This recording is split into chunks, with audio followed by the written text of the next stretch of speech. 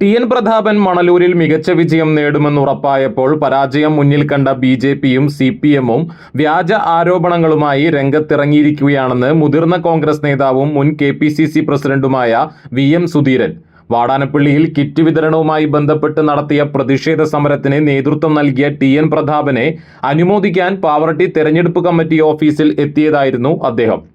അനീതി എവിടെ കണ്ടാലും അതിനെതിരെ പ്രതികരിക്കുക എന്നത് പ്രതാപന്റെ ശൈലിയാണ്. ജനങ്ങളെ ചേർത്ത് നിർത്തുമ്പോഴും ജനഹിതത്തിനനുസരിച്ച് ജനാധിപത്യം സംരക്ഷിക്കാൻ ഏതറ്റം വരെയും പോകുന്ന പൊതുപ്രവർത്തകനാണ് പ്രതാപൻ. തെരഞ്ഞെടുപ്പിന്റെ എല്ലാ ചട്ടങ്ങളും ലംഘിച്ചുകൊണ്ട് പണവും പാരിതോഷികങ്ങളും നൽകി ബി.ജെ.പി വോട്ടർമാരെ സ്വാധീനിക്കാൻ ശ്രമിക്കുകയാണ്. ഇത് തെരഞ്ഞെടുപ്പ് അട്ടിമറിക്കാനുള്ള ബോധപൂർവമായ ശ്രമമാണ്. ജനാധിപത്യ വിശ്വാസികൾ ഇതിനെതിരെ കരുതിയിരിക്കണം. ബി.ജെ.പിക്കും ഇടതുപക്ഷത്തിനും വേണ്ടി വിടുവേല ചെയ്യുന്ന തെരഞ്ഞെടുപ്പ് ഉദ്യോഗസ്ഥരും നിയമത്തിന് മുന്നിൽ മറുപടി പറയേണ്ടി വരും. മണലൂർ ഇതുവരെ കണ്ടിട്ടില്ലാത്ത മികച്ച ഭൂരിപക്ഷത്തിൽ ടി.എൻ. പ്രതാപൻ വിജയിക്കുമെന്നും അദ്ദേഹം കൂട്ടിച്ചേർത്തു.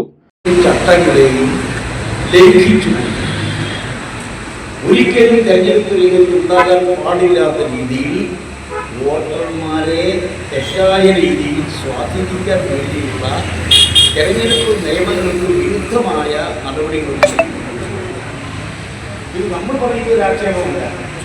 ഇന്നത്തെ മാധ്യമങ്ങൾ, പ്രധാന മാധ്യമങ്ങൾ തന്നെ ഒന്നാം പേജിൽ കൊടുത്തിരിക്കുകയാണ്. ഒന്നാം പേജിൽ അശോക് തൻവർ, തെരഞ്ഞെടുപ്പ് committee chairman A S M. Asgar Ali Thangal, convener K K. Babu, K P. Sasikumar, advocate Muhammad Ghazali, C J. Stanley, Zubaida Muhammad, Clement Francis, P K. Rajan, Gracy Jacob, Geo Fox എന്നിവർ പങ്കെടുത്തു.